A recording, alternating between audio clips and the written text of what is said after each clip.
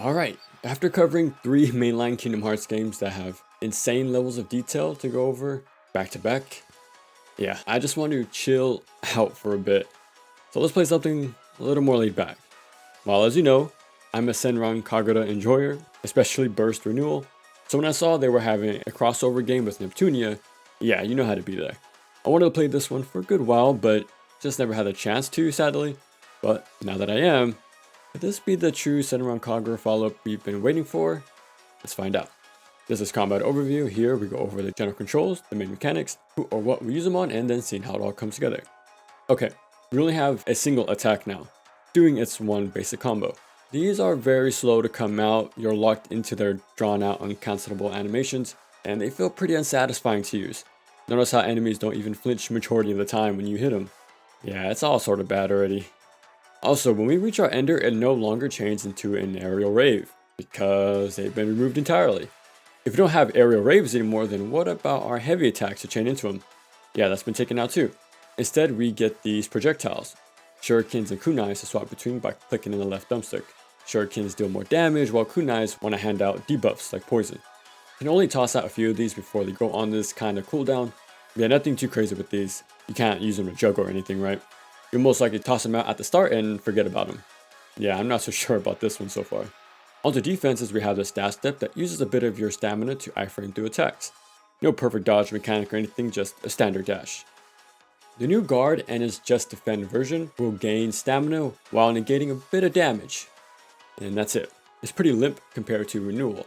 You're not rewarded as heavily because back then you'll send them flying, turning the tides while clearing the nearby area too. The counter here is far from useful. It doesn't even stagger enemies to at least start your pressure soon after. Just gotta wait around, really. You also can't counter on reaction, and you can't parry midair either, since, aerial combat is non-existent here now. So like a lot of things in this game, it's been restricted. This game definitely leans into this more grounded, slower paced, committal gameplay. Now it isn't reaching the likes of Kingdom Hearts 1, for example, where you gotta pay attention to enemy attacks and time your options properly. No, this game is nowhere near that quality, trust me. Looking at the HUD, the yellow to orange gradient is our health. And yeah, it's not just you out there, because you can pick another playable character creating this two-party team, which means we can swap between them on the fly.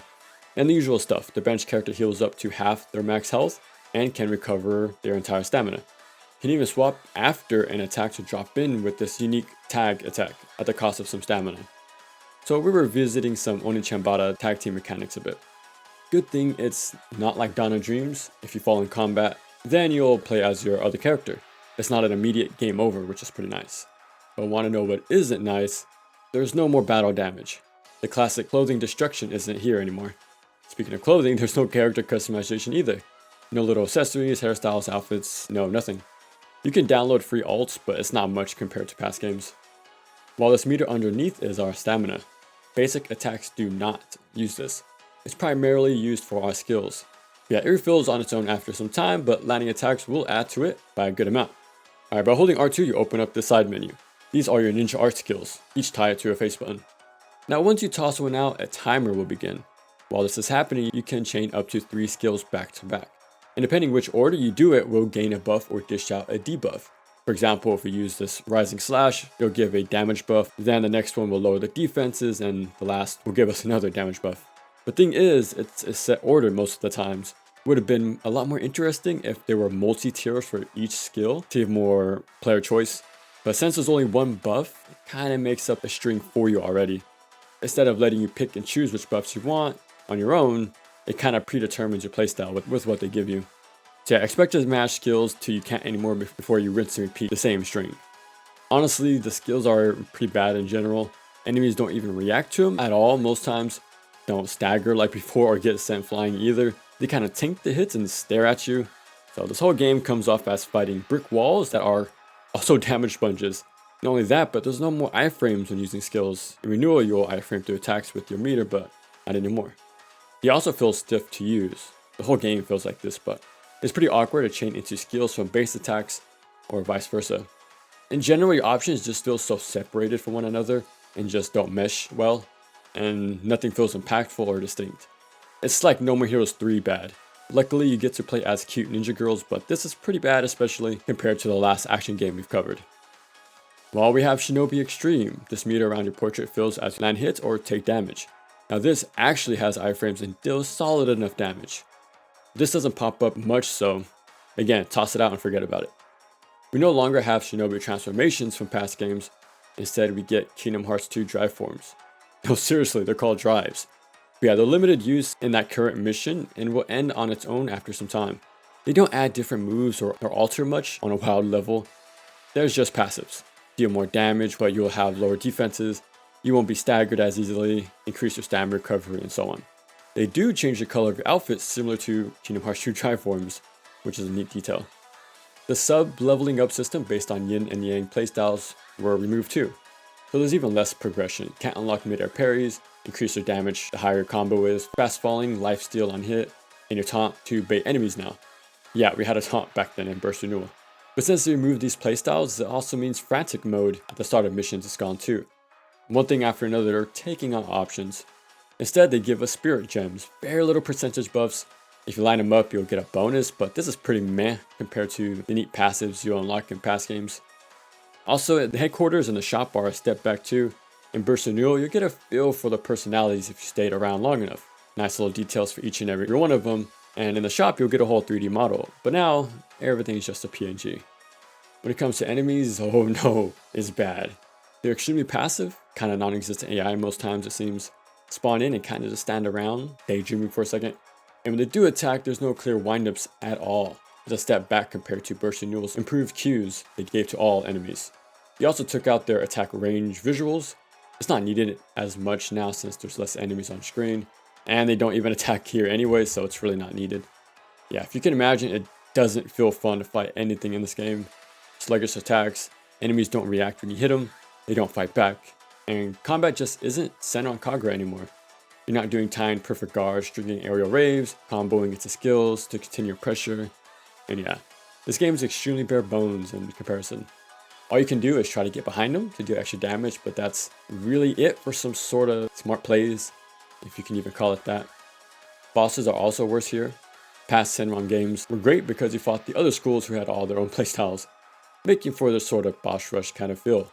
But here, there's quite a bit less characters. You'll fight one new girl before recruiting her, and that's it. Rest of the game, you're rematching the same handful of spongy bosses, copy and pasted for both the story and side missions. Bosses have the stagger system we've seen in a few ARPGs like East 9, FF16, Scarlet Nexus, and so on, but it's kind of tossed in just to have it. Attacking their back chips out at the most, but yeah, throwaway system.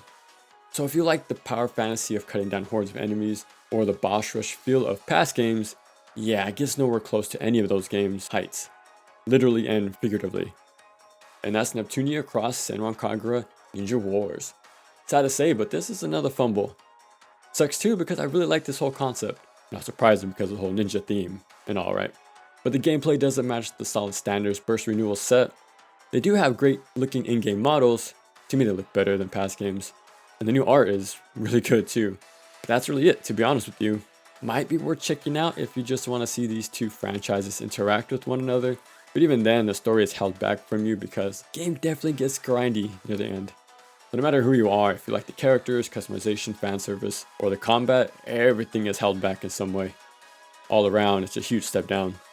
It doesn't reach the beat 'em up hack and slash mix of Renewal, and if they were trying to go for the more ARPG side of things with this one, well, it doesn't do anything fun with this gameplay like East, for example, with snappy attacks, fun skills, stagger systems, and yeah.